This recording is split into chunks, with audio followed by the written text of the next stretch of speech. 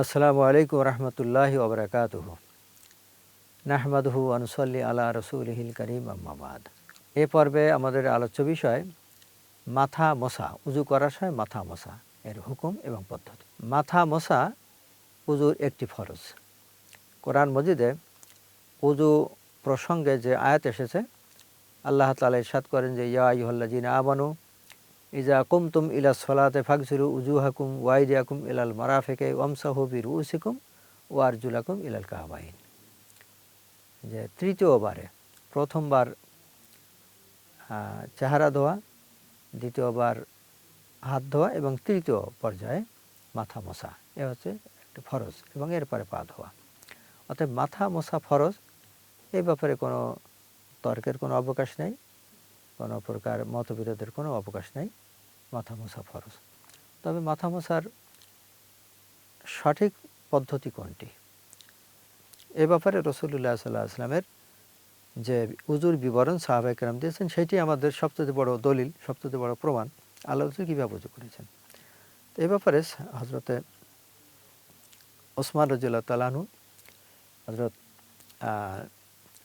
আলী রাদিয়াল্লাহু তাআলা আনহু এবং আরেকজন সাহাবিয়া রুবাইয়া বিনতে মুআওয়াজ ইবনে আফরা রাদিয়াল্লাহু তাআলা আনহা, একজন মহিলা সাহাবিয়া, তিনি বর্ণনা করেছেন যে রাসূলুল্লাহ সাল্লাল্লাহু আলাইহি ওয়াসাল্লাম মাথা মুছেছেন। মাথা কতটুকু মুছতে হবে, ফরজ কতটুকু, এই নিয়ে ফুকাহায়ে কেরামের কিছু মতপার্থক্য আছে। ইমাম মালিক রহমতুল্লাহ আলাইহি, ওনার মত হচ্ছে যে পুরো মাথা মুছতে হবে, কোনো জায়গায় বাদ রাখা যাবে না। অন্যদিকে ইমাম শাফি রহমতুল্লাহ আলাইহি, তিনি মনে করেন যে অল্প একটু, কয়েক চুল পরিমাণ মুছলেই ফরজ আদায় হয়ে যায়। আর হানাফিরা মনে করেন যে 1/4 কমপক্ষে 1/4 মোছা ফরজ, আর তাহলে ফরজ আদায় হয়ে যায়। তবে এটা সবাই একমত যে পুরো মাথা মোছা, ইমাম শাফি, ইমাম আবু হানিফা, ইমাম আহমদ, ইমাম মালিক রহমতুল্লাহ তো বলেন যে পুরো মাথা মোছা ফরজ, আর বাকি 3 ইমাম তারা বলেন যে পুরো মাথা মোছা ফরজ নয়, তবে সুন্নত। আল্লাহ রাসূল পুরো মাথা মুছেছেন। অতএব আমাদের বিতর্ক থেকে মুক্ত থাকার জন্য যেটি আমাদের করা উচিত, তা হলো পুরো মাথা মোছা প্রয়োজন। মাথা মোছার তরিকা, পদ্ধতি, রাসূলুল্লাহ সাল্লাল্লাহু আলাইহি ওয়াসাল্লামের যে পদ্ধতি সাহাবায়ে কেরাম বলেন, তা হচ্ছে কি, যে সামনের দিক থেকে হাত দুইটা সামনের দিকে পিছনে নিয়ে যাওয়া, আবার পিছন থেকে সামনে আনা, অর্থাৎ হাতের এই অংশটা সামনের থেকে পিছনে নিয়ে গেলে পিছন দিকে, তাহলে পুরো মাথা মোছা হয়ে গেল। এই হচ্ছে মাথা মোছা। এবং মাথা মুছতে হবে একবারের বেশি নয়। কারণ যদি একবারে বেশি মোছা হয়, তাহলে তো এটা আর মোছা রইল না, হয়ে গেল ধোয়া। অথচ মাথা মুছতে বলা হয়েছে, ধুইতে বলা হয় নাই। সেই কারণে তারা, ইমামরা সবাই একথা বলেন আল্লাহ রাসূলের হাদিসের আলোকে, যে মাথা মুছতে হবে একবারের বেশি নয়। এবং সাহাবায়ে কেরাম আল্লাহ রাসূলের মোছার যে বিবরণ, তা বলছেন যে মাসা বিরাসি মাররাতান ওয়াহিদা, মাত্র একবার মুছেছেন। একবার মুছেছেন মানে কি, পুরো মাথা মুছেছেন একবার, কিন্তু যে হাত ঘুরিয়েছেন 2বার, অর্থাৎ হাতের একটা অংশ প্রথমে সামনের দিকে পিছনে নিয়ে গেছেন, আবার পিছনে সামনে, এইটাকে হয়তো কোনো যা বলা হয়েছে 2বার মানে আসলে হাত ঘুরিয়েছেন 2বার, হাত বুলিয়েছেন 2বার, কিন্তু পুরো মাথায় হাত লেগেছে একবার।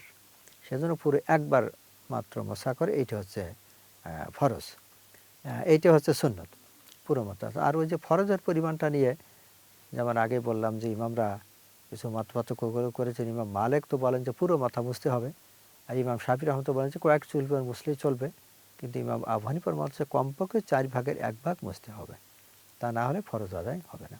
কিন্তু সবাই একমত যে বাকি যারা নাকি পুরোটা মাথা মোছা ফরজ বলেন না, তারা সবাই একমতে মাথার পুরো মাথা মোছা এটা হচ্ছে সুন্নত। আল্লাহ রাসূল পুরো অধিকাংশ সময় এইভাবে করেছেন। আর যারা বলেছেন যে পুরো মাথা মোছা করা ফরজ নয়, তারা দলিল দেন। ইমাম আবু হানিফা রহমতুল্লাহ জবাবে হযরত মুগিরা ইবনে শুবা রাদিয়াল্লাহু তাআলা, একটা হাদিস আছে, রাসূলুল্লাহ সাল্লাল্লাহু আলাইহি ওয়াসাল্লাম নাসিয়া পরিমাণ, নাসিয়া মানে হচ্ছে কপালের উপরের অংশ, মাথার উপরে কপালের উপরের অংশ 4/1, এটাকে বলে নাসিয়া।